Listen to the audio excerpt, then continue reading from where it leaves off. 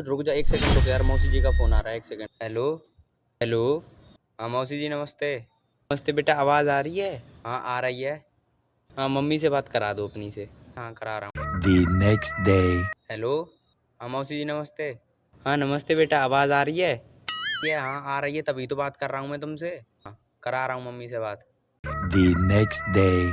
Hello. हाँ मौसी जी नमस्ते। हाँ नमस्ते बेटा, आवाज़ आ रही है? ना ना, नहीं नहीं आ रही आवाज़, नहीं आ रही। अब आ रही है? हाँ अब आ रही है आवाज़। क्यों, अब क्या तुमने ट्रांसमीटर फिट करवा लिया फ़ोन में? हाँ चलो फिर मैं थोड़ी देर बाद करती हूँ फ़ोन, है थोड़ी देर बाद मत करना, कल ही करना अब तो फ़ोन तुम।